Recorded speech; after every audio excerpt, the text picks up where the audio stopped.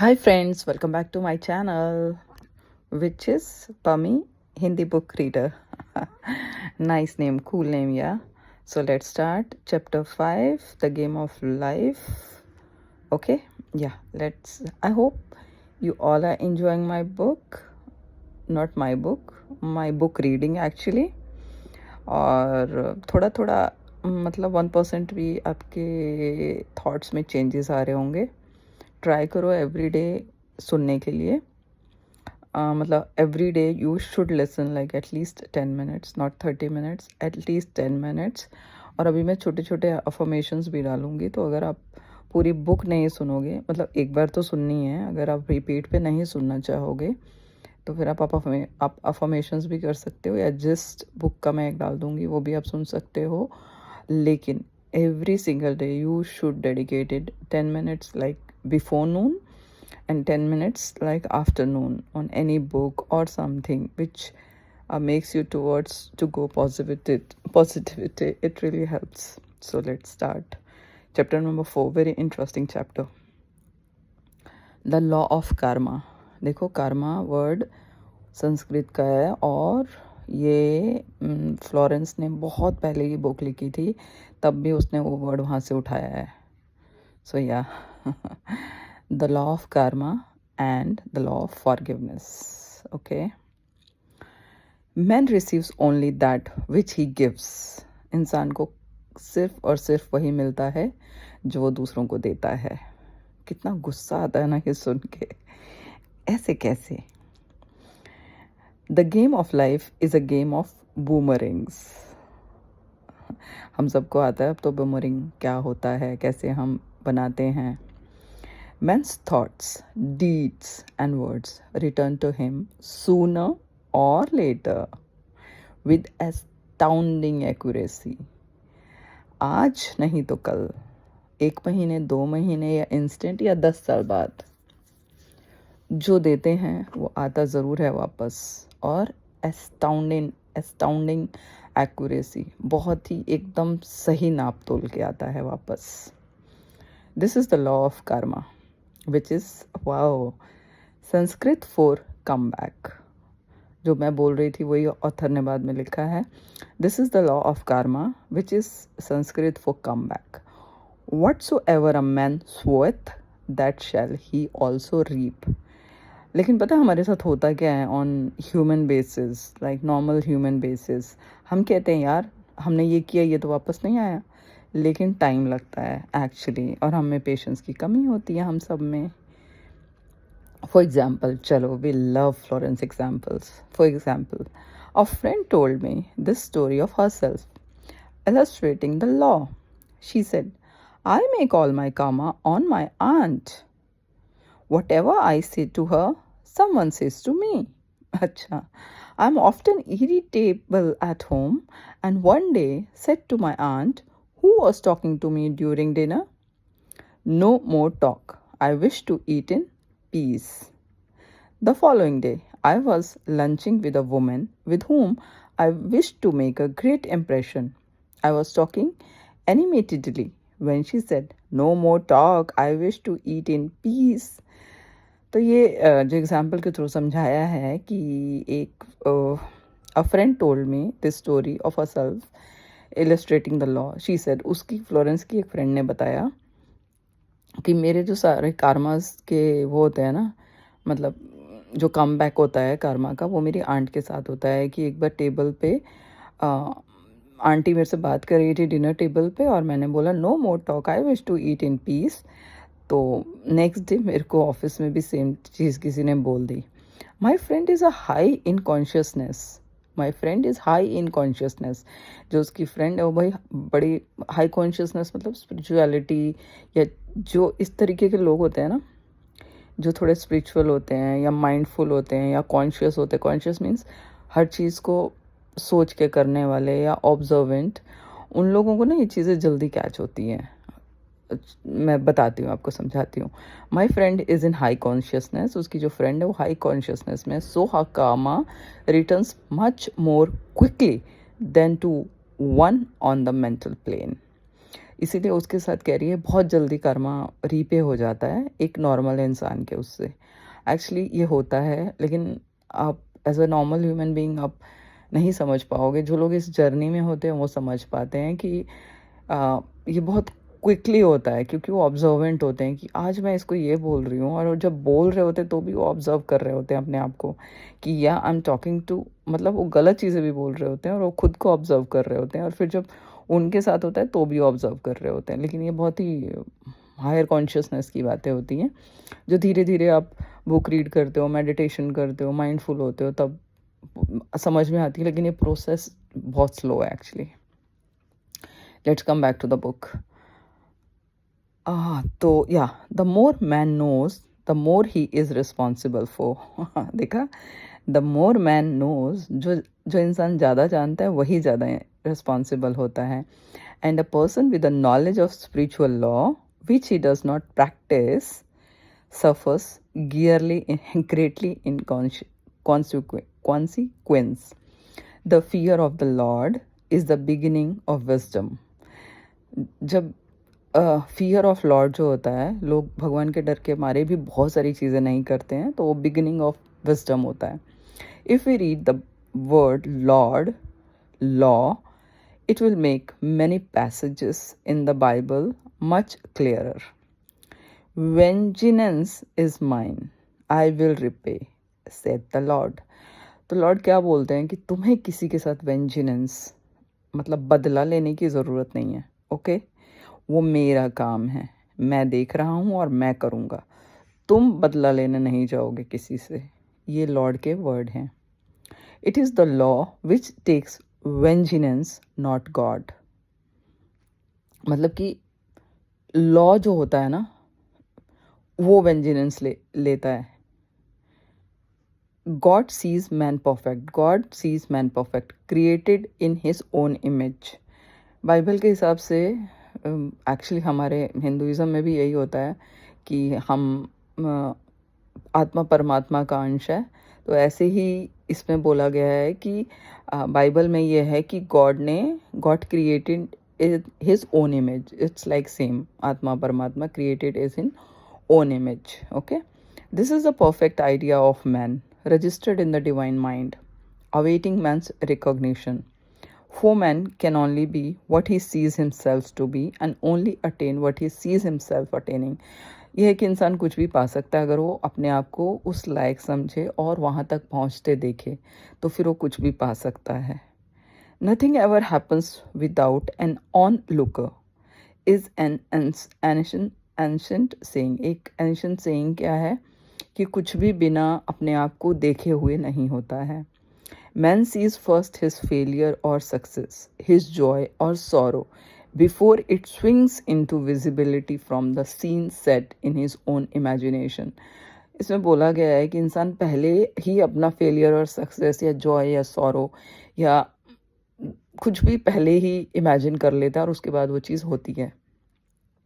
We have observed this in the mother picturing disease for her child. ये हमने पहले ही देख लिया है कि माँ अपने बच्चे के बारे में बहुत ज़्यादा टेंशन लेके उसको बीमार कर देती है। और अब वुमेन सीइंग सक्सेसफुल हस्बैंड, या फिर एक औरत अपने हस्बैंड को सक्सेसफुल कर देती है क्योंकि वो उसको ऐसा देख रही होती है। जीसस क्राइस्ट सेड, क्या बोला उन्होंने? And ye shall know the truth and the truth shall make you free. So we see freedom from all unhappy conditions comes through knowledge, a knowledge of spiritual law. नीचे समझते हैं। Obedience precedes authority and the law obeys man when he obeys the law. तो बोला गया है कि हम जो नियम है अगर हम उसका पालन करते हैं तो नियम हमें उसी तरीके से रिवॉर्ड देता है, सिंपल। और अगर हम नियम का पालन नहीं करते तो उसी तरीके से रिवॉर्ड मिलता है। The law of electricity must be obeyed before it becomes man's servant. When handled ignorantly it becomes man's deadly foe. So with the law of mind, तो वही है कि इलेक्ट्रिसिटी को अगर आप केयरफुली हैंडल नहीं करोगे तो वो डेडली हो जाएगी। ऐसे ही इंसान के दिमाग के साथ है law of mind. For example, चलिए जी, thank you. For example, a women with a strong personal will wished she owned a house which belonged to an acquaintance and she often made mental pictures of herself living in the house. तो एक औरत थी, और एक को जैसे हमारी जान पहचान में होता है, हम किसी के घर जाते हैं तो हमेशा मैं ज़्यादा जल्दी बोल रही हूँ, सॉरी एक्सक्यूज मी। तो उस जैसे हम किसी के घर विजिट करने जाते हैं तो वो उसका घर देख के बोलती थी, अरे यार क्या शानदार घर है। शी विश्ड ओन हाउस, मतलब उसको वो घर चाहिए था, और अपने दिमाग में मेंटल पिक्चर बनाती थी हरसेल्फ, अपने आप को, कि मैं इस घर में रह रही हूँ, ऐसे वो बहुत स्ट्रांगली इमेजिन करती थी। In the course of time the man died, कुछ टाइम बाद वो आदमी मर गया, and she moved into the house, और वो उस घर में शिफ्ट हो गई। सेवरल ईयर्स आफ्टरवर्ड, उसके कई सालों बाद, coming into the knowledge of spiritual law, जब उसको स्पिरिचुअल लॉ के बारे में पता चला, क्योंकि हमारी जर्नी होती है, इन चीज़ों के बारे में हमें नहीं पता होता। क्या पता आपने अभी अपनी जर्नी शुरू की हो, ये बुक आप सुन रहे हो, आपके कानों में आवाज़ जा रही हो और आप उस जर्नी की तरफ जा रहे हो, तो सबका टाइम आता है। तो उस औरत ने कुछ सालों बाद इस जर्नी में I spiritual law. She said to me, और उसने कहा फ्लोरेंस से, क्या कहा, do you think I had anything to do with that man's death? उसने बोला कि क्या आपको लगता है कि उस आदमी की मौत में मेरा हाथ है? I replied yes. मैंने कहा, बाप रे, मैंने कहा yes, your desire was so strong. उसने कहा हाँ, तुम्हारा ही हाथ है, तुम्हारी डिज़ायर इतनी स्ट्रॉन्ग थी, your yes, your desire was so strong, everything made way for it, but you paid your karmic debt. Your husband, whom you loved devotedly, died soon after, and the house was a white elephant on your hands for years. Wow. उसने बोला कि हाँ, तुमने बहुत ही strong desire की थी उस घर के लिए, और उस चीज़ ने अपना रास्ता बना लिया, लेकिन तुमने उसका कार्मिक अकाउंट पे किया। कैसे? उसके घर आने के कुछ सालों बाद ही तुम्हारे हस्बैंड की डेथ हो गई, और इतने आलीशान घर को मैनेज करने के लिए तुम्हें कितने पापड़ बेलने पड़े। After the house was a white elephant on your hands for years. मतलब तुमने उससे कुछ लिया तो तुम्हारा भी चला गया, तुम्हें तो मिला जो तुम्हें चाहिए था, लेकिन बदले में कुछ गया। तो डिवाइन राइट से लेना चाहिए जो तुम्हारा है, right? The original owner, however, could not have been affected by her thought had he been positive in the truth, nor her husband, but they were both under karmic law. The woman should have said, feeling the great desire for the house, infinite intelligence, give me the right house, equally as charming as this, the house which is mine by divine right. उसने कहा कि उस घर को इतना strongly imagine की बजाय करने की बजाय तुम्हें ये बोलना चाहिए था, इनफाइनाइट इंटेलिजेंस या भगवान यूनिवर्स, प्लीज़ गिव मी सही घर, equally as charming as this. जैसे ये घर नहीं, ये घर मत दो मुझे, जैसा ये घर है ना, मुझे वैसा ही घर दो, the house which is mine, जो मेरे डिवाइन अधिकार से हो।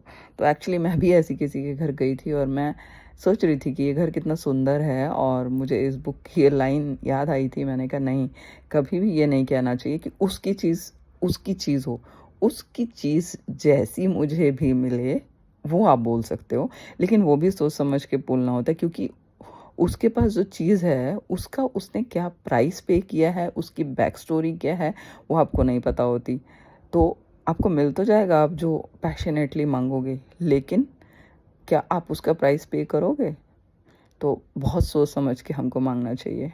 Okay, the divine selection would have given perfect satisfaction and brought good to all. तो डिवाइन सिलेक्शन क्या करती, हम सबके लिए, हम इसमें जो चारों लोग इन्वॉल्व हैं उन सब के लिए कुछ ना कुछ सोल्यूशन लेके आती।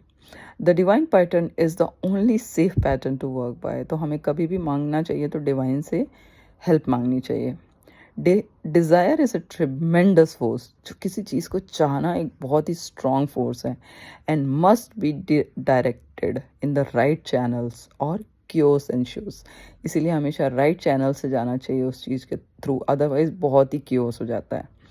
इन demonstrating the most important step is the first step to ask aright. जो मैंने पहले ही आप लोगों को बोल दिया कि सबसे पहला स्टेप है सही चीज़ को मांगना। कुछ भी मत मांग लो, सोच के मांगो, सही चीज़ को मांगो। Man should always demand only that which is his by divine right. इंसान को वही मांगना चाहिए कि हे divine light, please give me as per my divine right, जो मेरा सही अधिकार है मुझे वही दो। तो अगर मैं कुछ ज़्यादा मांग रही हूँ तो मत दो मुझे, क्योंकि वो कार्मिक अकाउंट फिर सेटल होंगे। To go back to the illustration, had the woman taken this attitude, if this house I desire is mine, I cannot lose it. If it is not, give me its equivalent. The man might have decided to move out harmoniously. Had it been the divine selection for her, or another house would have been substituted. Anything forced into manifestation through personal will is always ill got and has ever bad success. वही बात है जो मैंने आपको पहले ही समझा दी है कि कुछ और तरीके निकलते, उस घर तो उसको मिलता, वो घर नहीं मिलता, उसके जैसा मिलता और कुछ और तरीके बन जाते. Man is admonished, my will be done, not thine.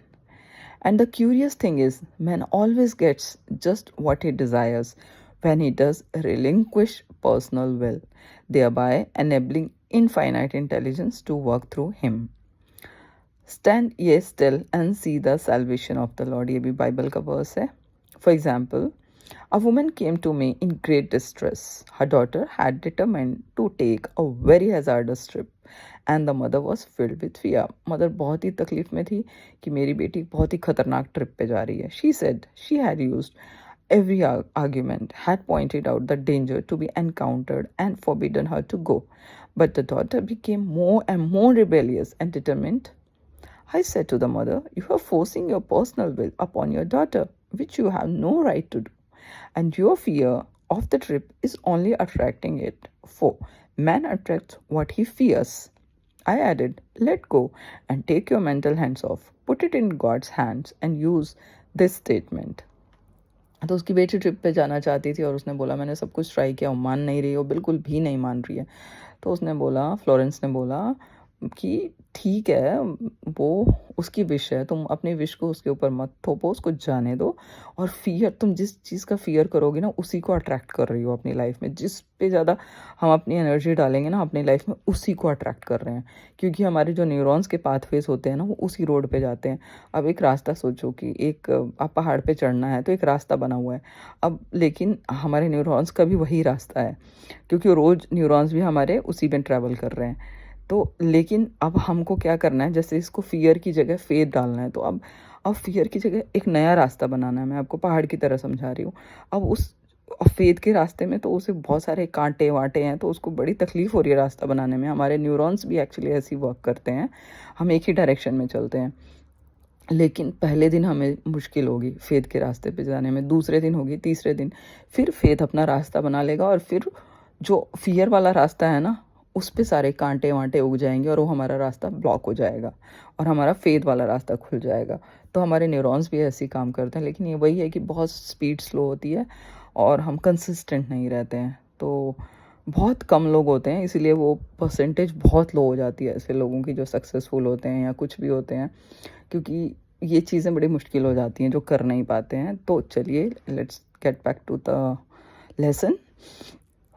तो मैंने क्या बोला उसको, फ्लोरेंस बोल रही है man attracts what he fears. I added let go and take your mental hands off, put it in God's hands and use the statements. ने क्या बोला statement, I put this situation in the hands of infinite love and wisdom. मैं इस situation को infinite love and wisdom में सौंपती हूँ, या आपने भगवान को आप सौंप दो कि भाई साहब भगवान जी ये सिचुएशन मुझे बड़ी मुश्किल लग रही है, मेरे बस की नहीं है, आप संभालो इसको.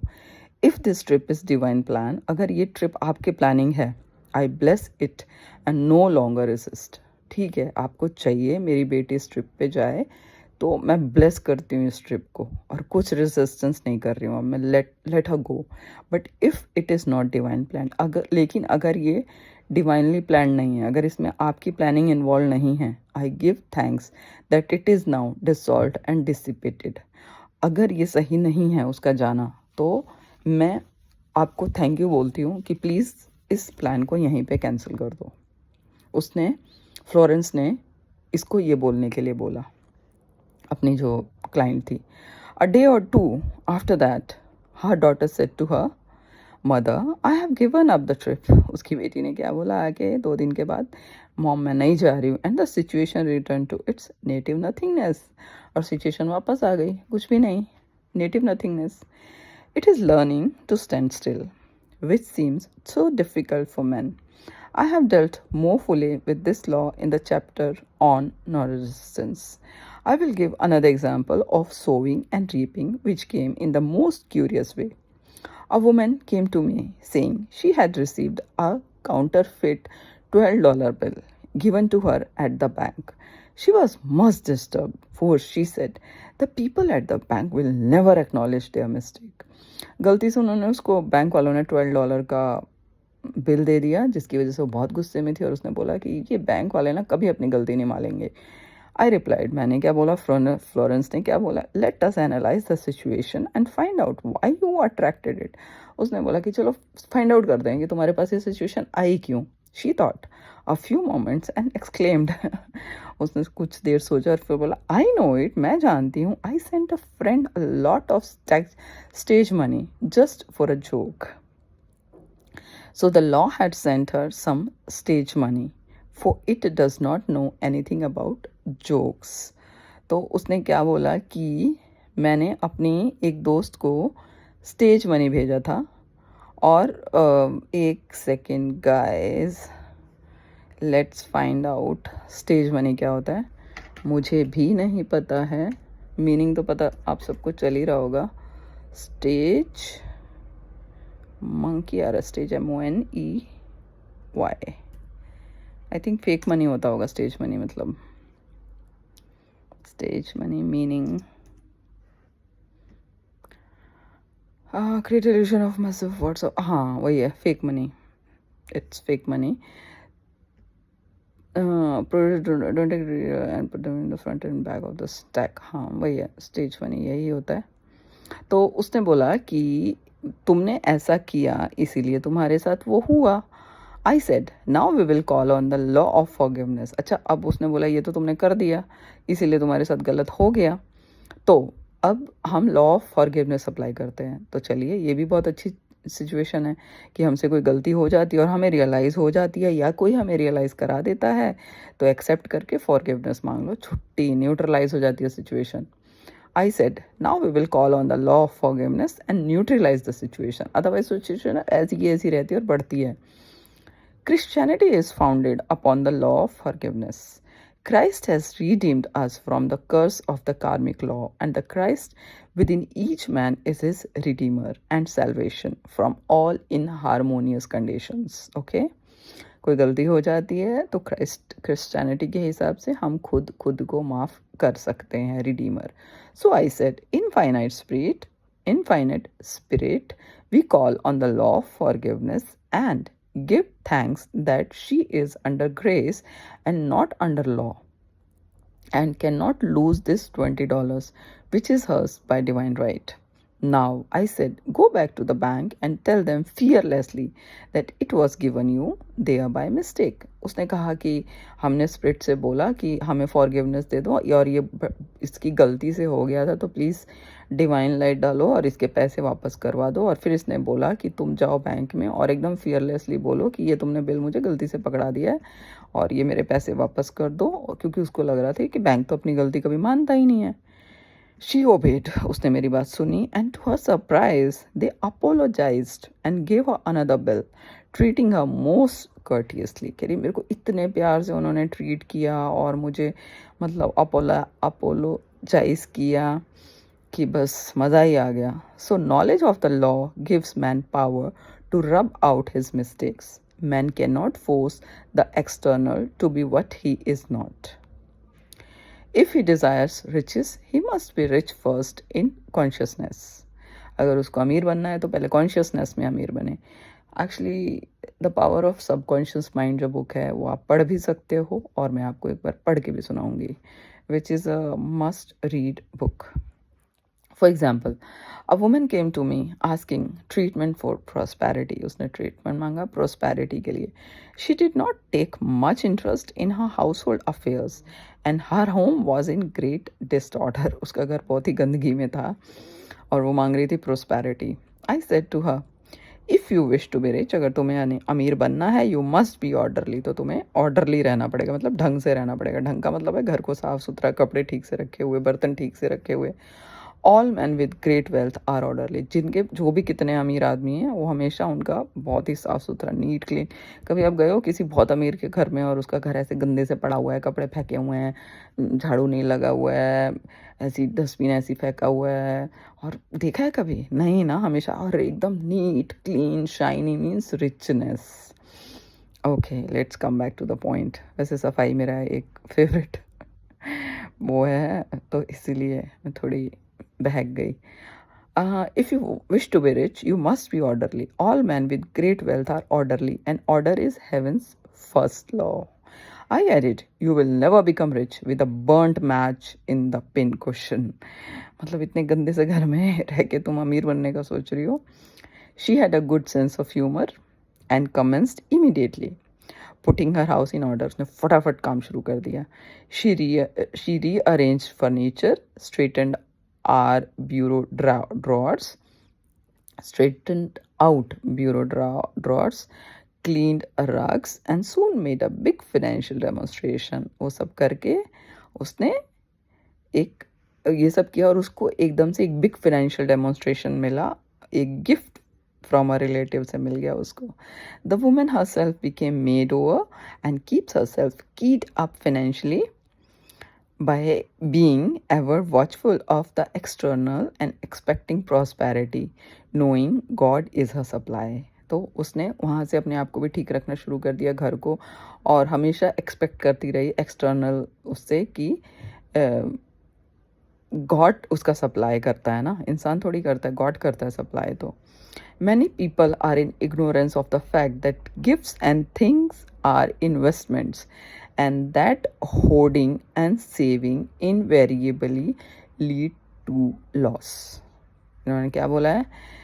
बहुत सारे लोगों को पता नहीं है कि गिफ्ट्स और things are investments, and that hoarding and savings, इकट्ठा करना और बहुत सारा इकट्ठा बस करते जाना ना, वो हमें लॉस में लेके जाता है। इकट्ठा करने की बात कर रहे हैं। गिफ्ट्स देना, थिंग्स देना, वो इन्वेस्टमेंट है। There is that scattereth and yet increaseth, and there is the withholdeth more than is meet, but it tendeth to poverty. ये भी बाइबल का है। For example, I knew a man who wanted to buy a full lined overcoat. Sorry. I knew a man who wanted to buy a fur lined overcoat. खरीदना था उसको। He and his wife went to various shops में गए वो, but there was none he wanted. Okay, उसको कोई पसंद नहीं आया. It happens. He said they were all too cheap looking. उसने कहा सारे बड़े cheap looking थे. At last he was shown one. The salesman said was valued at $1,000. उसने कहा ये $1,000 का है भाई साहब. As it was valued $1,000, but which the manager would sell him for $500. At it was late in the season. उसने बोला $500 का दे दूंगा भाई. His financial possessions amounted to about $700. उसके पास कितना था? $700. The reasoning mind would have said, reasoning mind, conscious mind क्या बोलता? You can't afford to spend nearly all you have on coat. जितने तुम्हारे पास पैसे सारे कोट पे खर्च कर दोगे. But he was very intuitive and never reasoned. उसने लेकिन अपने conscious mind की नहीं सुनी, उसने अपनी intuition की सुनी, और he turned to his wife and said, if I get this coat, I will make a ton of money. उसने कहा अगर मैंने एक कोट खरीद लिया ना, मैं ton of money बनाऊंगा. So his wife consented weakly. उसकी वाइफ ने थोड़ा धीरे से बोला ओके, ऐसे नहीं बोला हाँ जाओ ले लो वाओ, ओके ऐसे बोला कि क्योंकि उसको भी दिख रहा था 700 रुपये और 511 इस पे खर्च कर दूंगा. About a month later, एक महीने बाद, he received a $10,000 कमीशन मिला उसको. The coat made him feel so rich. Coat ने उसको पहना के ऐसे इतना रिच फील कराया. It linked him with success and prosperity. उससे उसको एहसास हो गया कि अरे यार मैं बहुत प्रॉस्पर हूँ, मैं बहुत, देखो इतना महंगा कोट खरीदा है मैंने, तो मेरे पास तो पैसे आने ही चाहिए. ओके, कहाँ थे हम? Paying large received a commission. It was an investment paying large dividends. उसने एक इन्वेस्टमेंट किया था एक्चुअली, उसी का डिविडेंड आया. If man ignores these leadings to spend or to give, the same amount of money will go in an uninteresting और unhappy वे. अगर इंसान ने कभी हमको ऐसे थॉट आते हैं उसको इग्नोर किया तो वो पैसे जाएंगे लेकिन गलत तरीके से चले जाएंगे, गलत चीज़ों पे चले जाएंगे. For example, a woman told me on Thanksgiving day. She informed her family that they could not afford a Thanksgiving dinner. She had the money but decided to save it. अच्छा, एक औरत थी. थैंक्सगिविंग आपको पता है ये जो Christian लोग होते हैं उनके लिए बहुत बड़ा त्यौहार होता है. उसने अपनी फैमिली मतलब जो हमारे रिलेटिव्स होते हैं उनको बोला कि भाई इस साल तो अफोर्ड नहीं कर सकते थैंक्सगिविंग डिनर, सॉरी. और उसने डिसाइड किया कि पैसे थे उसके पास उसने बचाने के लिए कि मैं ये पैसे बचाऊंगी. A few days later क्या हुआ? Someone entered in her room. कोई उसके रूम में घुसा and took from bureau drawer the exact जितना उसने डिनर के लिए रखा था वही पैसे वो बंदा चुरा के ले गया. The law always stands back of the man who spends fearlessly with wisdom. कुछ ज़्यादा ही जोश के साथ पढ़ रही हूँ. जो लॉ होता है ना वो हमेशा खड़ा रहता है उस बंदे के साथ जो कि बिना डरे खर्चा करता है लेकिन बुद्धिमानी से करता है. Okay, spend fearlessly with wisdom, बिना डर के बट बुद्धिमानी के साथ. Okay, for example, I love her examples. One of my students was shopping with her little nephew. Okay, अपने लिटिल नेफ्यू के साथ शॉपिंग कर रहा था. The child clamoured for a toy. बच्चे होते हैं कि मुझे वो खिलौना चाहिए. Which she told him she could not afford to buy. उसने बोला मैं नहीं खरीद सकती इसको, मेरे पास पैसे नहीं है. She realize suddenly that she was seeking lack and recognizing God has a supply. लेकिन मैंने बोला ना हमें एहसास होता है. उसने ये बोल तो दिया लेकिन फिर उसको एकदम से एहसास हुआ सडनली कि अरे नहीं नहीं, ये तो फीलिंग लैक की है और हमारा सप्लाई तो भगवान होता है. So she bought the toy. उसने टॉय खरीद लिया and on her way home, और जब वो रास्ते में वापस जा रही थी, picked up in the street the exact amount of money she had paid for it. रास्ते में उसे उतने ही गिरे हुए पैसे मिले. तो दोस्तों प्लीज़ आप ये मत समझना कि आपके साथ एग्जैक्ट सेम सिचुएशन होंगी. सिचुएशंस अलग होंगी और हम भूल जाते हैं तो हम याद करके इन चीज़ों को अप्लाई करेंगे जिसके लिए हमें बार बार बुक को सुनना पड़ेगा. ओके, न्यूरॉन्स पाथवे है ना. Men's supply is inexhaustible and unfailing when fully trusted, but faith or trust must precede the demonstration. According to your faith, be unto you.